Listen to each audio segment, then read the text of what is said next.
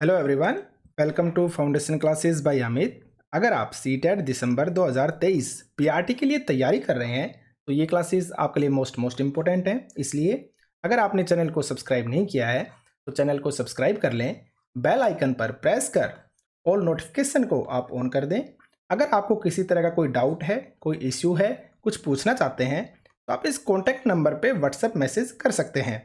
हमारी application foundation classes by Amit को अगर आपने डाउनलोड नहीं किया है तो एप्लीकेशन को आप डाउनलोड कर लें। एप्लीकेशन का जो लिंक है वो आपको इसी वीडियो के डिस्क्रिप्शन में मिल जाएगा। अगर आप यहाँ से डाउनलोड नहीं कर पाते हैं किसी भी वजह से तो आप इसी कॉन्टैक्ट नंबर पे व्हाट्सएप मैसेज कर दीजिए। पर्सनली जो लिंक है मैं आपके साथ शेयर कर दूंगा। तो चलिए फिर स्टार्ट करते हैं। देखिए, सीटेट के लिए इस चैनल पर आपको सीटेट की बेस्ट एंड ऑथेंटिक प्रिपरेशन करवाई जाएगी। तो इसलिए आप एप्लीकेशन को डाउनलोड करके एप्लीकेशन में आ जाइए। वहाँ पे आपको थ्योरी क्लासेस मिलेंगी और जो पीवाईक्यू क्लासेस है, प्रीवियस ईयर क्वेश्चंस की जो क्लासेस हैं वो आपको यूट्यूब पे मिलती रहेंगी। इनकी जो पीडीएफ होगी वो भी आपको एप्लीकेशन के अंदर जो हमारा फ्री सेक्शन है, फ्री सेक्शन में इनकी जो भी मैं पीवाईक्यू क्वेश्चंस यूट्यूब पे डिस्कस कर रहा हूँ वो सभी की जो पीडीएफ है वो भी आपको एप्लीकेशन के अंदर मिल जाएंगी। 16 तारीख से हमारी जो थ्योरी क्लासेस हैं वो मैं स्टार्ट कर रहा हूं। तो आज जो मैं आपको क्लास देने वाला हूं ये आपकी थ्योरी की क्लास है, जिसमें मैं आपके साथ डिस्कस करूंगा कि किस तरह से एकदम बेस्ट वे में हम चीज़ों को स्टार्ट करने वाले हैं। ठीक है, तो इसलिए अगर आपने एप्लीकेशन को डाउनलोड नहीं किया है तो foundation classes by Amit application को आप डाउनलोड कर लें। जो लिंक है वो आपको इसी वीडियो के डिस्क्रिप्शन में मिल जाएगा। तो चलिए फिर आज के सेशन को स्टार्ट करते हैं। स्टार्टिंग में आपका पेडागोजी पोर्शन है जो टीचिंग एग्जाम के लिए मोस्ट इंपॉर्टेंट है। ठीक है, उसके बाद आपके फैक्चुअल क्वेश्चन स्टार्ट हो जाएंगे, क्योंकि मैंने बोला ना मैं कुछ भी स्किप नहीं करने वाला हूँ। आपको दोबारा एनसीईआरटी उठाने की जरूरत नहीं पड़ेगी। ठीक है, तो चलिए स्टार्ट करते हैं। एनसीएफ 2005, आपको पता है एनसीएफ के बारे में? जो टीचिंग लाइन की तैयारी कर रहे हैं उनको पता होगा एनसीएफ क्या है, यानी कि नेशनल करिकुलम फ्रेमवर्क 2005 कहता है कि बच्चे अपने परिवेश को समग्र रूप में देखते हैं। अब ये कौन से बच्चे हैं? देखिए, हमारी 3rd क्लास से स्टार्ट कर रहे हैं हम, यानी कि एकदम छोटे बच्चे हैं ये। तो ये अपने परिवेश को समग्र रूप में देखते हैं, यानी कि इंटीग्रेटेड तरीके से देखते हैं। ये भागों में नहीं देखते तथा इससे जुड़े किसी भी विषय को विज्ञान तथा सामाजिक अध्ययन के रूप में नहीं देखते हैं। यानी कि ये इतने छोटे बच्चे हैं, ये नहीं समझ पाते कि यह टॉपिक साइंस का है, यह टॉपिक एसएस का है, यह टॉपिक मैथ का है। वो सभी विषयों को एक साथ समग्र रूप से देखते हैं। ठीक है, आगे चलते हैं। इसलिए ध्यान रखा जाना चाहिए कि बच्चों के परिवेश को प्राकृतिक और सामाजिक घटकों को समग्र रूप में प्रस्तुत किया जाए। यानी कि इसलिए हमें भी ध्यान रखना है कि हम कैसे प्रस्तुत करें, चीज़ों को इंटीग्रेटेड तरीके से ही प्रस्तुत करें। आगे चलते हैं। इसलिए पर्यावरण अध्ययन यानी कि ईवीएस के पाठ्यक्रम में भी ऐसे ही उप विषयों यानी कि थीम को शामिल किया गया है जो बच्चे के जीवन से बहुत करीब से जुड़ी होती हैं। तो देखिए, आपका यहाँ पर ये क्वेश्चन था ना, ये आपका सीटेट के अंदर आया हुआ क्वेश्चन है आपकी ईवीएस की पेडागोजी के अंदर, और एग्जैक्ट यही क्वेश्चन है। तो आपको मिल गया स्टार्टिंग में ही। आगे चलते हैं। इसलिए पर्यावरण अध्ययन को पाठ्यक्रम को 6 थीम के अंदर बांटा है, यानी कि 6 उप विषयों के अंदर बांटा है। आप देख सकते हैं, जैसे सबसे पहले है आपका परिवार एवं मित्र यानी कि फैमिली एंड फ्रेंड्स। आपका भोजन हो गया, फूड। आपका वाटर हो गया यानी कि पानी। आपका शेल्टर हो गया यानी कि आवास। आपका ट्रैवल हो गया यानी कि यात्रा। और things we make and do यानी कि हम चीज़ें कैसे बनाते हैं। और ये आपके सीटेट का एग्जैक्ट जो पीआरटी का सिलेबस है ना, ईवीएस का, वो सिलेबस डाल रखा है एज इट इज़। और इसलिए ही यहाँ से क्वेश्चन आपसे पूछे जाते हैं। वहाँ पर वो क्या करेगा, इन मेन जो थीम है ना इनको लिख देगा और बाकी इनके कुछ उप विषय भी लिख देगा। और वहाँ से पूछेगा कौन सा आपका विषय है और कौन सा आपका उप विषय है। तो आप इस चीज़ को याद रखना। 6 मेन थीम जो है ना वो आपकी ये हैं: परिवार एवं मित्र, भोजन, पानी, आवास, यात्रा और हम चीज़ें कैसे बनाते हैं। इस चीज़ को आप याद रखना। ठीक है, यहाँ से क्वेश्चन बन चुका है आपका। ठीक है, आगे चलते हैं। विषय वस्तु यानी कि जो आपका कंटेंट है ना वो कैसा होना चाहिए, बाल केंद्रित होना चाहिए। और ये चीज़ हम हर पेडागोजी के अंदर पढ़ते हैं कि जो आपका विषय वस्तु है, जो आपका कंटेंट है वो कैसा होना चाहिए, बाल केंद्रित, चाइल्ड सेंटर्ड होना चाहिए। क्यों? जिससे कि बच्चों को स्वयं खोजकर पता करने के क्या मिले, अवसर मिले। आगे देखिए, बच्चों में रोट लर्निंग की प्रवृत्ति कम हो। हम रोट लर्निंग को क्या चाहते हैं, ख़त्म करना चाहते हैं। तो इसलिए हमें परिभाषा, वर्णन और अमूर्त जो प्रत्यय है ना आदि को स्थान नहीं दिया गया है। मोस्ट इंपॉर्टेंट है, याद रखना आप, क्योंकि कहीं ना कहीं क्या आएगा हमारे माइंड में, ये आएगा ये तो अच्छी चीज़ें होती हैं। भैया अच्छी चीज़ें नहीं होती है, जो परिभाषा है ना वो रटी जाती है। किसी भी चीज़ का वर्णन कर रहे हैं ना तो आप रट कर करते हैं, और आपके जो अमूर्त प्रत्यय हो गए ये सब चीज़ें किस में आती हैं, आपकी रटने में आती हैं, तो इसलिए इनको स्थान नहीं दिया गया है। ठीक है, आगे चलते हैं। हमारा उद्देश्य होना चाहिए कि बच्चों को मौका दिया जाए जिससे वे अपने विचार प्रकट करें, उत्सुकता को बढ़ा सकें, करके सीखें, प्रश्न करें तथा क्या करें, प्रयोग करें, यानी कि लर्निंग बाय डूइंग सीखें बच्चे। ठीक है, तो इन लाइंस को आप याद रखना। आगे चलते हैं। बच्चों में कुछ बातों के प्रति संवेदनशीलता विकसित करने के लिए किस्से कहानियों का प्रयोग महत्वपूर्ण माना गया है, क्योंकि बच्चे कहानी के पात्रों को अपने से अच्छे से जोड़ पाते हैं और वो चीज़ों को अच्छे से समझ पाते हैं। आगे देखिए। औपचारिक भाषा का प्रयोग न करके बच्चों की आम बोलचाल की भाषा का हमें प्रयोग करना चाहिए। ठीक है, आगे चलते हैं। ज्ञान सर्जन के लिए बच्चों का कैसा होना जरूरी है, क्रियाशील होना जरूरी है। ये भी आपका आया हुआ क्वेश्चन है। ठीक है, सीटेट के अंदर आया हुआ क्वेश्चन है आपका ये। ज्ञान सर्जन के लिए बच्चों का कैसा होना जरूरी है, क्रियाशील होना जरूरी है। आगे देखिए। ईवीएस की पढ़ाई को कक्षा की 4 दीवारी के बाहर से जोड़ा जाना चाहिए। ये तो हर सब्जेक्ट के बारे में है। बच्चों के स्थानीय ज्ञान को विद्यालय के ज्ञान से जोड़ा जाना चाहिए। ये भी आपका आया हुआ क्वेश्चन है। ठीक है, आप इसको याद रखना। और देखिए, हम किसी भी सब्जेक्ट की पेडागोजी हो, हम यही चीज़ पढ़ते हैं। अगर जो बच्चे की एजुकेशन है ना, जो उसकी स्कूल की एजुकेशन और बाहर जो भी सीखता है, उन दोनों चीज़ों को आप क्या कीजिए, आपस में कनेक्ट कीजिए। ठीक है, आगे चलते हैं। क्रियाओं व प्रश्नों को पाठ के अंत में न देखकर पाठ का ही हिस्सा बनाना चाहिए। आ गया ना आपका फॉर्मेटिव असेसमेंट, मैंने करवाया था ये सब चीज़ें। तो ये सब चीज़ें आपकी पेडागोजी के अंतर्गत आती हैं। आगे देखते हैं। पाठ्य पुस्तक ही सीखने का क्या नहीं है, एकमात्र स्रोत नहीं है। इसलिए बच्चों को शिक्षक और पाठ्य पुस्तक के अलावा अन्य स्रोतों जैसे परिवार के सदस्य हो गए, समुदाय के लोग हो गए, समाचार पत्र एवं पुस्तकों की मदद लेनी चाहिए। ठीक है, आगे चलते हैं। बच्चों को अपने से बड़ों की मदद के लेने के लिए प्रोत्साहित किया जाना चाहिए। इससे क्या होगा, इससे अभिभावक और समाज का विद्यालय से तो जुड़ाव होगा ही, साथ में उनका योगदान भी बढ़ेगा। ठीक है, आगे चलते हैं। बच्चों को पढ़ाते समय किसका यूज करना चाहिए, चित्रों का यूज करना चाहिए। और चित्र कैसे होने चाहिए, चित्र ऐसे होने चाहिए जो लिखित वस्तु को प्रतिबिंबित करें। यानी कि अगर आपने कोई चित्र बना दिया ना, तो उस चित्र को देखकर समझ में आ जाना चाहिए कि यह चित्र क्या कहना चाह रहा है। ठीक है, आपको चित्र देखते ही समझ में आ जाना चाहिए, उसके नीचे कुछ भी लिखा हुआ नहीं होना चाहिए। आप चित्र को देखें और आप चित्र देखते ही समझ जाएं कि यह कहने की कोशिश कर रहा है। ठीक है, आगे देखिए। बच्चों को समूह में कार्य करवाना चाहिए। इससे क्या होगा, इससे बच्चे एक दूसरे से बहुत कुछ सीखते हैं। उनकी मिलकर कार्य करने की जो क्षमता है ना, वो बढ़ जाती है। ठीक है, आगे देखिए। जब बच्चे कुछ रचनात्मक कार्य करते हैं तो उनकी जो रचनात्मकता है ना, उसको नकारा न जाए, यानी कि आप स्वीकार कीजिए। आप बच्चे जो भी सीखते हैं ना, उसको आप नकारिए मत, उसको स्वीकार कीजिए। ठीक है, आगे चलते हैं।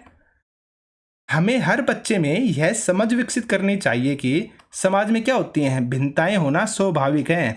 जैसे कि शारीरिक भिन्नता, आपकी आर्थिक भिन्नता हो गई या स्थिति हो गई, व्यवहार में भिन्नता, या आपका रहन सहन, आपका पहनावा, इन सब चीज़ें में क्या होती है, भिन्नताएं होती हैं। यानी कि हर बच्चा अपने आप में कैसा होता है, अलग होता है। हर व्यक्ति अपने आप में कैसा होता है, अलग होता है। तो हमें बच्चों को सिखाना है कि हमें इन सब चीज़ों को क्या करना है, सम्मान और प्रशंसा करनी है। ठीक है, इनसे घृणा नहीं करनी। ठीक है, आगे चलते हैं।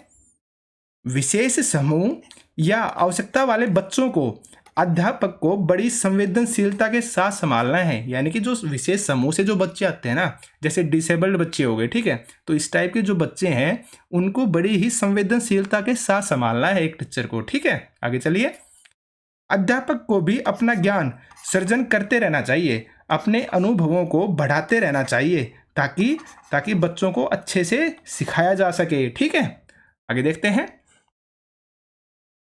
एनसीएफ 2005 के अनुसार कक्षा 1 व 2 में पर्यावरण अध्ययन एक विषय के रूप में नहीं है, परंतु इसे जोड़कर पढ़ाया गया है। किससे, गणित व भाषा के माध्यम से। भाई आपको पता होगा, आपकी जो फर्स्ट क्लास है और जो सेकंड क्लास है, उसके अंदर जो ईवीएस है वो सब्जेक्ट है ही नहीं। लेकिन वहाँ पर ईवीएस के जो भी टॉपिक है ना वो आपके गणित व भाषा के माध्यम से पढ़ाए गए हैं, और ये आपका सीटेट के अंदर आया हुआ क्वेश्चन है। ठीक है, इस चीज़ को आप याद रखना, इसलिए मैं बोल रहा हूँ ये पेडागोजी है ना, ये मोस्ट इंपॉर्टेंट है। ठीक है, आगे देखते हैं। एनसीईआरटी द्वारा अध्यापकों के लिए जारी की गई पुस्तक जिसमें वे ईवीएस को गणित व भाषा से जोड़कर पढ़ा सकें, कौन सी पुस्तक है? देखिए, EVS skills through language and mathematics in early grades. ठीक है, ये उस बुक का नाम है। ओके, आगे चलते हैं।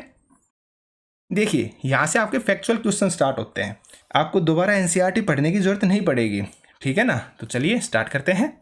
जानवर शब्द, देखिए कक्षा 3 की जो बुक है ना उसमें जो जानवर शब्द का प्रयोग सभी तरह के जानवर जैसे कि कीड़े मकोड़े हो गए, आपके पक्षी हो गए, आपके स्तनधारी हो गए आदि के लिए किया गया है, क्योंकि बच्चे इस एज में कीड़े मकोड़ों या सांप और छिपकली का अधिक बारीकी से वर्गीकरण नहीं कर सकते हैं। यानी कि वो छोटे बच्चे होते हैं, उनको नहीं पता अगर कीड़े मकोड़े क्या होते हैं, या फिर ये पक्षी है, या फिर ये स्तनधारी है, या मांसाहारी है। यानी कि सब कुछ बच्चों के लिए एक जानवर के अंदर ही आता है। ठीक है, आगे देखते हैं। जानवरों की विविधता देखकर उनके अलग अलग समूह के बनाने में ही वर्गीकरण की शुरुआत होती है। यानी कि बच्चे यहीं से ही वर्गीकरण करना सीखते हैं, यहीं से उन्हें धीरे धीरे समझ में आने लगता है कि ये कीड़े मकोड़े हैं या फिर पक्षी हैं या स्तनधारी हैं। यहीं से ही बच्चों के वर्गीकरण की क्या होती है, शुरुआत होती है। ठीक है, आगे देखिए। जिग्सा, ये मोस्ट इंपोर्टेंट क्वेश्चन है, आपका आया हुआ है जिग्सा। तो पहले मैं आपको दिखा देता हूँ जिग्सा होता क्या है। देखिए, आप ये डायग्राम देख रहे होंगे, ये होते हैं आपके जिग्सा। आपने बचपन में मिलाए भी होंगे या आप अपने बच्चों के लिए भी लेकर आते होंगे। इनमें है ना ये जगह होती है बीच में, और इनको आपस में ऐसे सेट किया जाता है मिलाकर, इसको बोलते हैं जिग्सा। इसमें किसी इंसान की फोटो भी हो सकती है या कोई किसी जानवर की फोटो भी हो सकती है, यानी कि कुछ भी हो सकता है। ठीक है, तो आप समझ गए होंगे जिग्सा क्या होता है। तो देखते हैं डेफिनेशन। जिग्सा किसी चित्र के छोटे छोटे टुकड़े होते हैं जिन्हें आपस में मिलाकर चित्र को क्या किया जाता है, पूरा किया जाता है। आप समझ गए होंगे, इनको मिलाने के लिए बहुत दिमाग लगाना पड़ता है। ठीक है भाई, आगे देखते हैं।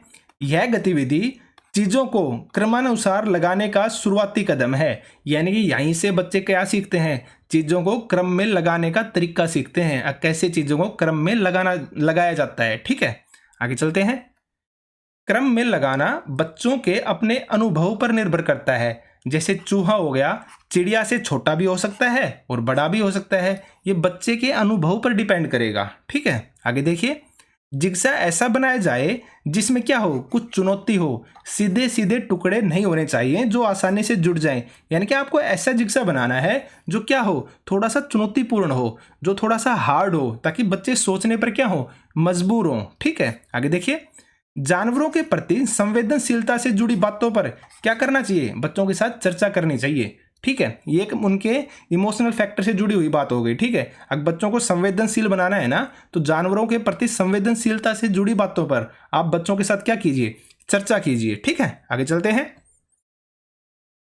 कलाकार जो सूखे पत्तों से चित्रकारी करते थे उनका नाम था आपका विष्णु चिंचालकर।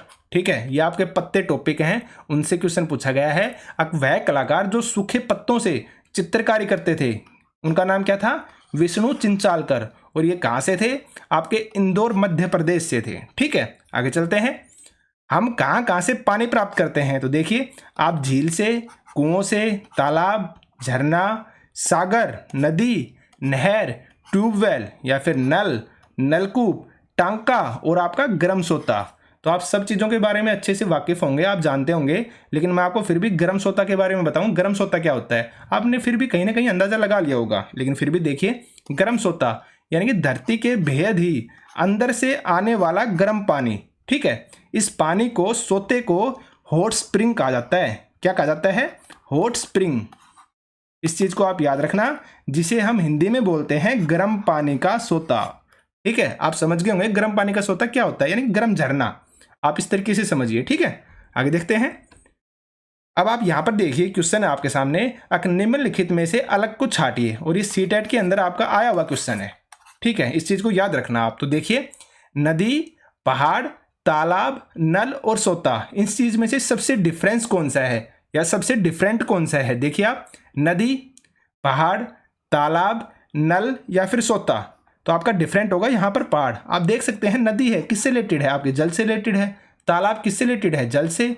आपका नल भी क्या है? जल से रिलेटेड है। और सोता हमने अभी पढ़ा है किससे रिलेटेड है? जल से। तो सबसे डिफरेंट क्या हो गया? आपका पहाड़ हो गया यहाँ पर। ठीक है, आगे देखिए, नहाना, कपड़े धोना, तैरना, कंघी करना और आटा गूंथना।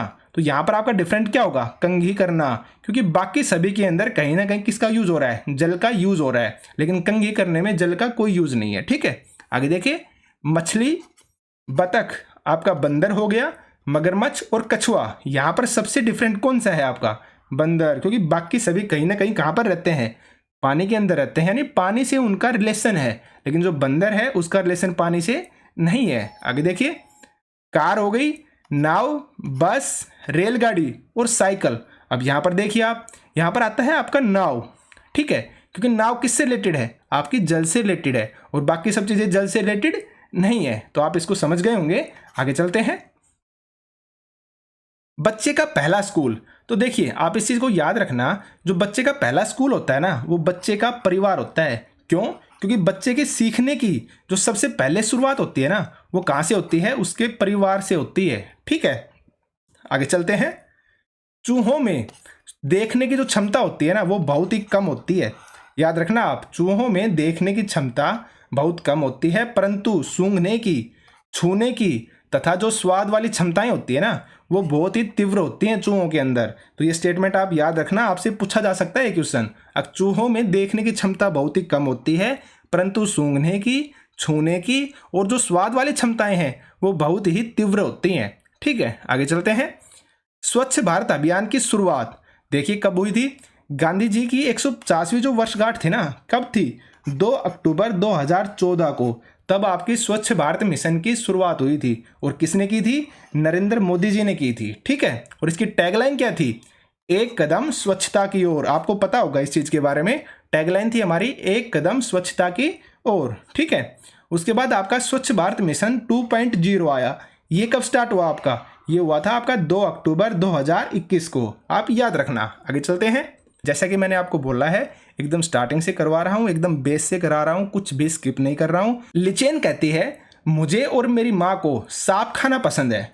जब भी मेरी सांप खाने की इच्छा होती है, तब हम पास के होटल में जाकर लिंग हु फेन खाते हैं। यानी कि ये एक डिश है जो सांप से बनी होती है। इस डिश का नाम है लिंग हु फेन। तो यहाँ पर पूछा गया है कि ये किसके बारे में बात हो रही है, किस जगह के बारे में बात हो रही है? ये जो आपकी स्टेटमेंट है ना, ये हांगकांग से संबंधित है। ठीक है, और ये आपके question as it is CTET के अंदर पूछे जाते हैं। ठीक है, तो ये कहाँ से रिलेटेड है? ये आपकी हांगकांग से रिलेटेड है, और ये किसी भी कॉम्पिटेटिव एग्जाम के अंदर भी पूछा जा सकता है। ठीक है, आगे देखते हैं, सरसों के तेल में बनी जो मछली होती है ना, उसका संबंध कहाँ से है? यानी कि सरसों के तेल में जो बनी हुई मछली है वो कहाँ के लोग खाते हैं? वो खाते हैं आपके कश्मीर के लोग। और ये स्टेटमेंट जूनी जो है ना करेक्टर, उससे लिया गया है। मैं आपको साथ में करेक्टर भी बता रहा हूँ जो एनसीईआरटी के अंदर करेक्टर यूज किए गए हैं। ठीक है, आगे देखिए, नारियल के तेल में बनी समुद्र की मछली, ये कहाँ की डिश होती है? ये होती है आपकी गोवा की। नारियल के तेल में बनी समुद्र की मछली, ये कहाँ की डिश है? आपकी गोवा की डिश है। ठीक है, आगे चलिए, नारियल डली हुई किसी भी करी के साथ उबला हुआ कप्पा, यानी कि टैपियोका, कप्पा का दूसरा नाम क्या है? टैपियोका, का संबंध कहाँ से है? ये होता है आपका केरल से। ठीक है, कहाँ से संबंध है? केरल से। और ये आपके एनसीईआरटी में जिस करेक्टर ने बात की है ना केरल के बारे में, उस करेक्टर का नाम है आपका टॉमस। ठीक है, तो देखिए आप समझ गए होंगे, यानी कि आपके सरसों के तेल में जो मछली है ना, ये डिश है आपकी कश्मीर से, और आपके नारियल के तेल में बनी जो समुद्र की मछली है वो है आपकी गोवा की डिश। और नारियल डली हुई किसी भी करी के साथ उबला हुआ कप्पा या फिर टैपियोका, ये है आपका कहाँ से रिलेटेड?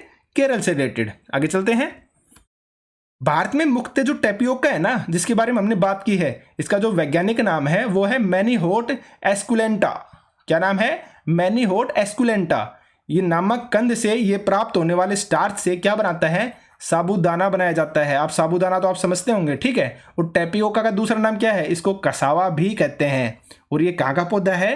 ये दक्षिण अमेरिकी पौधा है जो आपके इंडिया के अंदर भी उगाया जाता है। इन तीनों चीज़ों को याद रखना आप। टेपियोका का जो वैज्ञानिक नाम है वो भी आपको याद रखना है। और इससे क्या बनाया जाता है? भारत में साबूदाना बनाया जाता है। इस चीज़ को भी आप याद रखना। और ये कहाँ का है? दक्षिण अमेरिका का है। और इसका दूसरा नाम क्या है? कसावा है। इन सभी चीज़ों को आपको 100% याद रखना है। और आप डायग्राम में देख सकते हैं ये किस टाइप का होता है या कैसा दिखता है। ठीक है, आगे चलते हैं। कौन सा पक्षी झटके से अपनी गर्दन को आगे पीछे करता है? यह है आपकी मैना, और ये सीटेट के अंदर आया हुआ क्वेश्चन है। नेक्स्ट क्वेश्चन देखिए, कौन सा पक्षी अपनी गर्दन को पीछे तक घुमा सकता है? वो है आपका उल्लू। ठीक है, अपनी गर्दन को झटके से आगे पीछे करती है मैना, लेकिन अपनी गर्दन को पीछे तक घुमा सकता है आपका उल्लू। ठीक है, अब पक्षियों के पंख के बारे में बात कर लेते हैं। अलग अलग रंगों व डिजाइन के होते हैं। हाँ ठीक है, पंख क्या होते हैं? आपके उड़ने में मदद करते हैं, आपको अच्छे से पता है। लेकिन ये चीज़ भी आप याद रखना, जो पंख ही हैं जो पक्षियों के शरीर को क्या रखते हैं? गर्म रखने में भी मदद करते हैं। ठीक है, कैसे रखता है? गर्म रखने में भी क्या करते हैं? मदद करते हैं। ठीक है, और समय समय पर जो पुराने पंख है ना वो झड़ जाते हैं और नए पंख आ जाते हैं। इस लाइन को आप याद रखना। आगे चलते हैं।